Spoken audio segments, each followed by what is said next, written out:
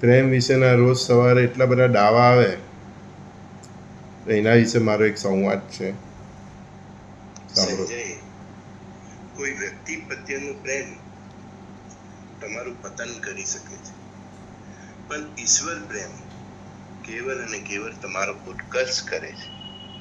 વ્યક્તિને પ્રેમ કરો તો પરસ્પર દેવો ભાવથી કરો, અને ઈશ્વરને પ્રેમ કરો તો સમર્પણ ભાવથી કરો.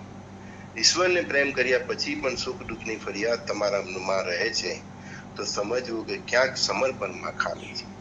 સમર્પણ તો એ સંજય કે લૌકિક દ્રષ્ટિએ મીરાએ ઝેર પીધું, પણ એનું સમર્પણ એવું હતું કે એ ઝેર શ્રી કૃષ્ણએ જ પીધું હતું. એટલે જ શ્રી મીરા કૃષ્ણમાં સમાય જેવા સમર્થ થયા હતા.